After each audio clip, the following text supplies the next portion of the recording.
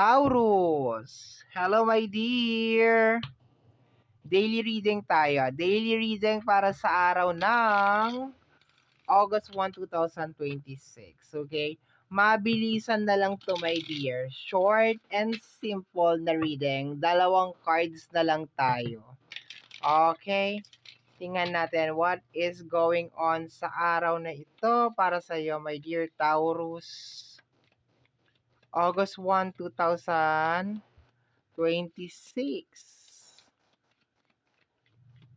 August 1, 2026. We have here the Page of Wands. Page of Wands. Tingnan natin kung warning ba ito. Okay.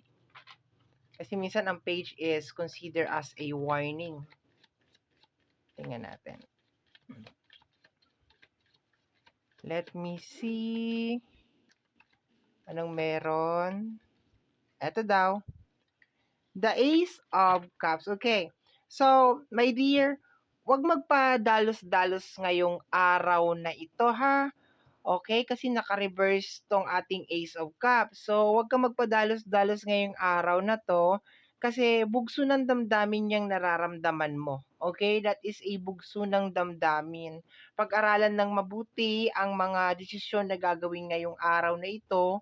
I think mag-focus ka muna sa kung ano yung nangyayari sa sarili mo, sa inner mo, my dear. Kasi parang may mabigat akong nakukuha na energy dito. Possible, my dear, pagpapatawad, okay? Pwede mong itaas sa ating buong may kapal kung ano man iyang mga hinanaing at sakit dyan sa iyong puso. Kasi hindi makakatulong, my dear, if gagawa ka ng mga desisyon tapos may something sa heart mo. May galit, may puot, okay? So, hindi siya okay. And possible na magkaroon lang din ng frustration, and possible na hindi ka rin maging ready sa mga possible na mangyari sa kung ano man tong bagay na gagawin mo. Lalo na may dear kung sa relationship to, no? Like, wag kang papasok ngayong araw na to sa relationship kasi baka hindi ka pa nakaka-move on sa ex mo, no?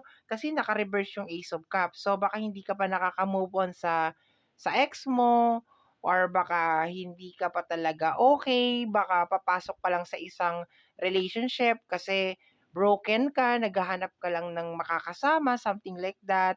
Or wag kang mag-uumpisa din ng kahit anong career kasi baka ang pinaka-foundation niyan is galit. So, eventually, hindi magiging successful kung ano man yang bagay na yan. So, ngayong araw na to, my dear, pag-isipan mo ng mabuti yung mga bagay na gagawin mo. And pag naramdaman mo, my dear, na parang may certain na kirot sa puso mo or parang hindi ka sigurado, I think maglaan ka talaga ng oras para pag-aralan yung mga gagawin mo ngayong araw na ito. Okay?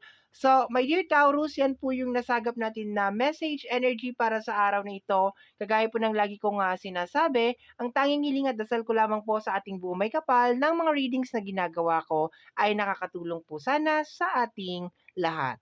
Maraming salamat po. Thank you, my dear. Bye-bye. Take care of yourself.